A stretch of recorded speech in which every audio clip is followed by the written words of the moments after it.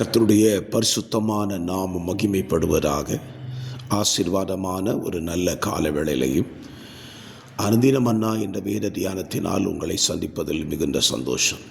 கிருபையாய் கர்த்தர் கூட்டி கொடுத்த நல்ல நாளுக்காக கர்த்தரை துதிப்போம். இந்த நாள் ஆகஸ்ட் மாதம் 17ஆம் தேதி திங்கட்கிழமை காலவேளை. இந்த காலவேளையினுடைய தியானத்துக்கான வசனம் நீதிமொழிகள் 17:13. நன்மைக்கு தீமை செய்கிறவன் எவனோ அவன் வீட்டை விட்டு தீமை நீங்காது. இந்த வசனம் நமக்கு சொல்லிக் கொடுக்கிற 2 பாடம். நன்மைக்கு நன்மை செய்யுங்கள், நன்மைக்கு தீமை செய்யாதிருங்கள். இந்த வசனம் நமக்கு இதை கற்றுக் கொடுக்கிறது. இந்த காலவெளியில் 2 கோணத்தில் இந்த வசனத்தை நாம் தியானிக்கலாம். தேவன் நமக்கு நன்மை செய்தார். நாம் மனிதர்களாயிருக்கிறவர்கள் தேவன் செய்த நன்மைக்கு பதிலாக அவருக்கு தீமையை இழைத்தோம். இதுதான் உண்மை. எப்படி என்று கேட்டால், இந்த உலகத்தை தேவன் உருவாக்கி மனிதனுக்கு என்னென்ன காரியங்கள் அல்லது என்ன நன்மைகள் தேவையோ எல்லாவற்றையும் இந்த உலகத்தில் சிருஷ்டித்தார்.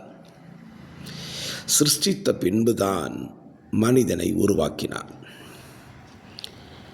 இந்த நன்மையை அவர் அவனுக்கு செய்த பொழுதோ அவன் தேவனுக்கு தீமையை செய்துவிட்டான். எல்லாவற்றையும் அவனுக்காக உருவாக்கி அவன் கையிலே கொடுத்து, இதை பூமியில் இதை ஆண்டுகொள், என்னை சேவிக்க மறக்காதே என்று சொல்லிதான் உலகத்திலே மனிதனை சிருஷ்டித்தார். மனிதனை பாருங்கள், ஆதியாகமத்தில் 2-3 அதிகாரத்தை நீங்கள் வாசித்தீர்களானால், தேவன் செய்த நன்மைக்கு மனிதன் தேவனுக்கு தீமை செய்து விட்டான். எல்லாவற்றையும் அனுபவித்து ஆளுகை செய்ய அதிகாரம் கொடுத்தவர் மனிதனோ தேவன் தனக்கு விலக்கின விருட்சத்தின் கனியை புசித்து தேவனை விட்டே அவன் தூரப் போகிற தீமையை அவருக்கு செய்துவிட்டான். இன்றைக்கு நம்முடைய வாழ்க்கையை சற்று கவனிப்போம். ஏராளமான நன்மைகளை தேவனிடத்தில் நாம் பெறுகிறோம். ஆனால் நாமோ தேவனை விட்டு தூரம் போவதற்கு வழி என்னெல்லாம் உண்டோ அதையெல்லாம் செய்து கொண்டிருக்கிறோம். ஆகவே இந்த காலங்களை சிந்தித்து பாருங்கள். தேவன் உங்களுக்கு செய்த நன்மைக்கு நன்மை செய்கிறீர்களா அல்லது தீமை செய்கிறீர்களா? இயேசு கிறிஸ்து இந்த உலகத்திலே வந்த பொழுது ஜனங்களுக்கு நன்மை செய்தார். அப்போஸ்தலர் 10:38 அப்படித்தானே சொல்லுகிறது. நன்மை செய்கிறவராய் சுற்றி திரிந்தார். அவர்களுக்கு செய்த நன்மைகளுக்கெல்லாம் ஜனங்கள் கொடுத்த பதில் என்ன? தீமை செய்தார்கள்.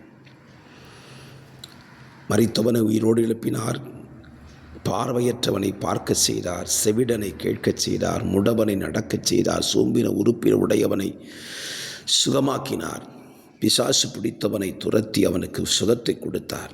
இப்படி ஏராள நன்மை அவர்கள் செய்திருந்தாலும் ஜனத்தின் பிரதிபலிப்பு என்ன? அவரை சிலுவையில் அறையும் என்று தானே சொன்னார்கள்.